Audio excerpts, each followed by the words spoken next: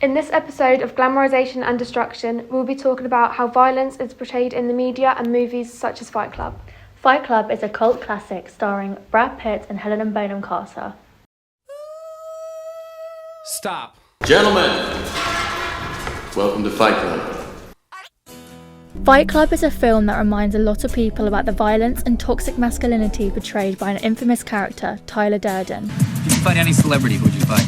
However, the film was perceived differently. More people than not idolising characters and behaviours in a way that caused cult-like fans and destructive patterns. The first rule of Fight Club is, you do not talk about Fight Club. I think that there's something unique about Fight Club that really does glorify violence. And actually violence in itself is meant to be a kind of somehow an educational rite of passage, almost some sort of tribal, primitive idea that you become a man through enacting the violent nature that you have within. Second rule of Fight Club is, you do not talk about Fight Club. Real-life fight clubs have been inspired by the film. Articles show these illegal clubs fighting and causing destruction. Welcome to KOTR, first event, know what it is.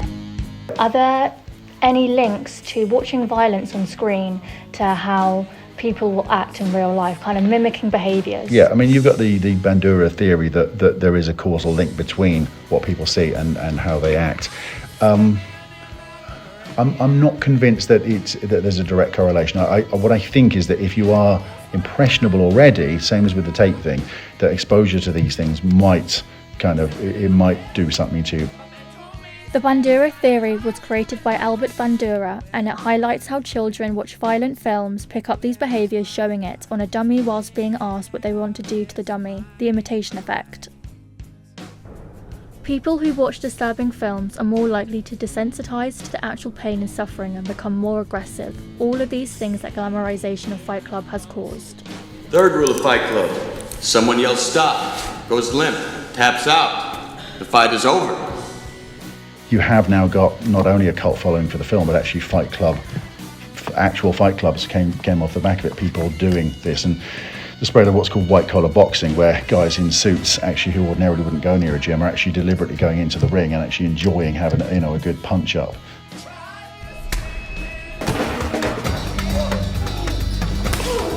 Toxic masculinity is also very prevalent.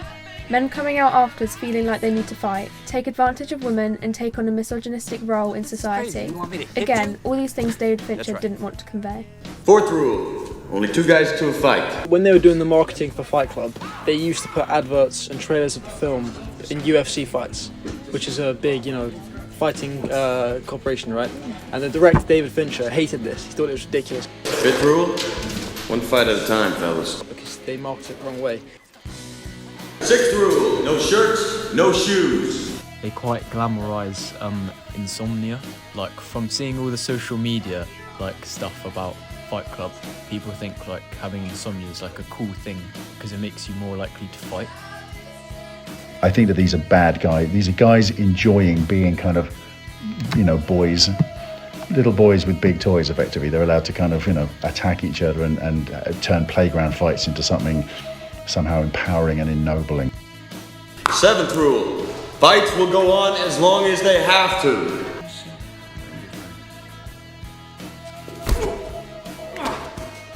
You hear me now? No, I didn't quite catch that, Lou. And the eighth and final rule, if this is your first night at Fight Club, you have to fight. You shot yourself? Yes, but it's okay. Marla, look at me. I'm really okay. Trust me. Everything's gonna be fine.